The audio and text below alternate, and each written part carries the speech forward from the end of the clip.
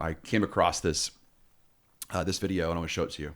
There was a video of me interviewing her after she just re-won her title. Her name is Rose Namajunas. She knocked out this girl, Zhang Weili, who's this monster. She's terrifying. She's this physical specimen. And she knocked her out with a head kick in the first round. It was crazy. Before the fight, she was like almost in a trance. And she's going, I'm the best. Who the best?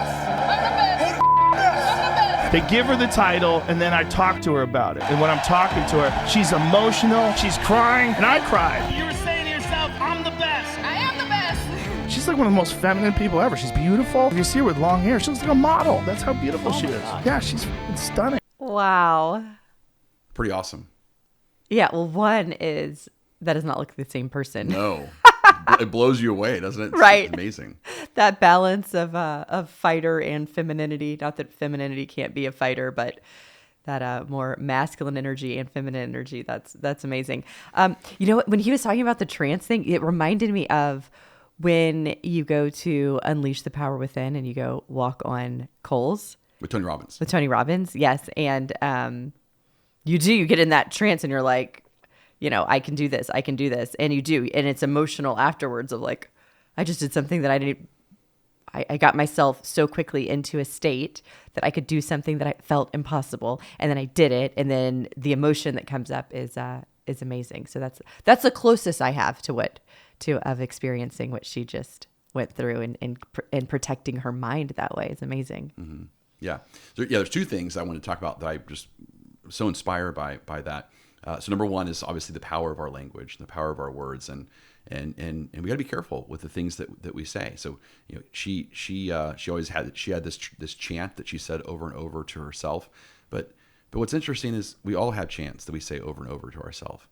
The question is, are those chants serving you or are they holding you back? You know, it's like, for example, it's like, I'm never going to get, you know, like a salesperson, I'm never going to make my quota, or none of the customers are qualified, or none of the customers are ready, willing, and able, or you know, the competition just has better incentives than we do. I mean, those are chants. Those are chants, and those are chants that you are incantations that you're saying to yourself, either to yourself like silently, or you're saying them out loud. You're saying them out loud is even worse, because when you're saying them out loud, it has even more power over yourself, which is important. So I think it's important to think about those incantations, those chants that you say to yourself that are very powerful. Again, like you said with Tony Robbins, it can help you walk over fire, or it can create a self-fulfilling prophecy of no one's going to buy here because the competition has better incentives, or no one's qualified, or no customer's really interested. You know, and just think about, like, how do you reframe all of those? You know, so like each one of those, you could easily just reframe. So instead of saying no customer is qualified, instead it's every customer that comes in is qualified based upon what I can find for them, you know, or based upon what I can show them. So everyone's qualified to a certain level. I just have to I might have to downsell them. You know, they might come in looking for a home that they want is $500,000. They can only afford a $450,000 house. So one salesperson says this customer is not qualified. No, we just have to convince them to buy a home that's less. So you have to reframe the conversation. Or, you know, I can't sell because the competition has better incentives than me, or the customer hasn't bought that home over there from the competition that has better incentives. So there's obviously something wrong with what's going on. So why didn't they buy if they could have got a discount over there, but they're not getting the same discount with you? And so there's obviously something wrong. All I need to do is exploit that, whatever's wrong, and leverage that and give them permission to buy from me.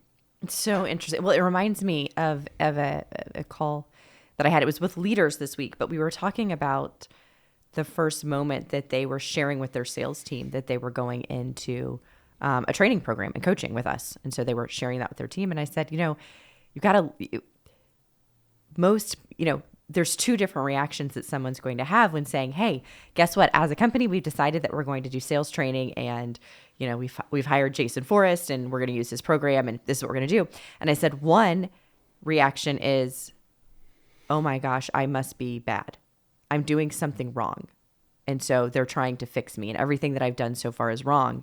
And the other mindset is, oh my gosh, I must be so good that they went out and found the very best to get me to the very next level.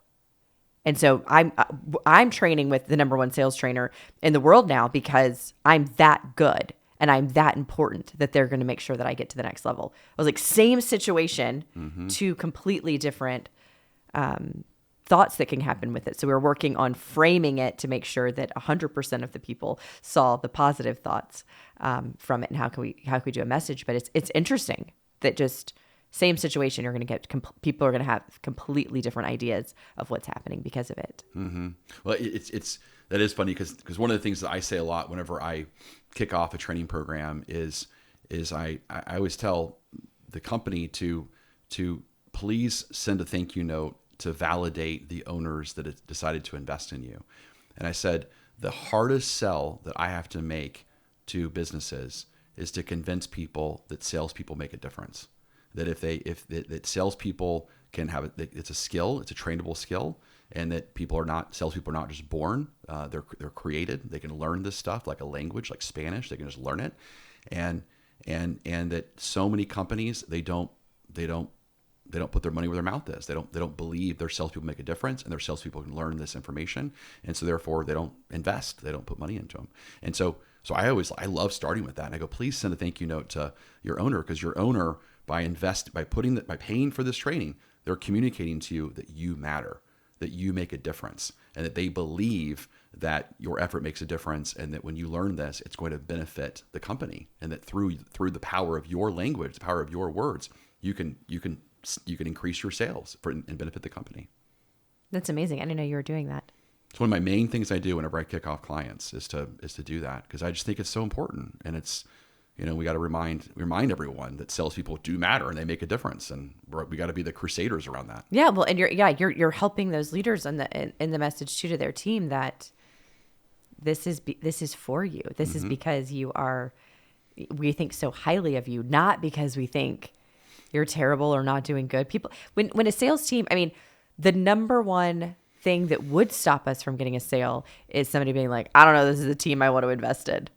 I don't know that these are the people. As soon as they believe in their people and they say, I've got the greatest sales team and I adore these people and then they buy training all day long.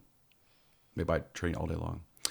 So again, I said there's two things I took from that video. So number one is, again, the power of our words, the power of our incantations, and how important it is to be careful what we say to ourselves. It's very, very important. The second thing is I was touched when Joe Rogan got teary-eyed based upon her greatness. And I just think that's a cool concept because, to me, it's something that we talk about a lot in our trainings is that, like, one of the most important character traits, I believe, of the human race, like of the successful people, is they're committed. And they show their commitment. And it's like we have three children, and Saunders is super into his music, and whenever he plays, we're attracted to his commitment to that, and we always want to watch him, and we turn off everything, and we're giving him his presence, and then we have Elizabeth with dance. We all stop what we're doing, and we give her attention and presence with her dance because she's committed to her art. And then we have Mary Jane, who is committed to cheer, and I have a cheer dad shirt on, and I was a high school Texas football player going to Aledo high school football games, with the winningest team in Texas of all time. And I'm sitting there not watching the winningest team in Texas, but instead my cheer dad shirt is watching her cheer, which is like completely crazy to me to think about. But it's because of the commitment. You get emotional. There's something emotional and something loving and touching about someone being committed to something. And that's why Joe Rogan got teary-eyed by watching her commitment. That's amazing. Well, and he got teary-eyed talking about him getting teary-eyed to watching her. Right. Like, he got teary-eyed again, and just talking about it. And that is definitely. And winners want to watch other people win. Winners are not people that are looking for. They're committed and have excellence, and are winners.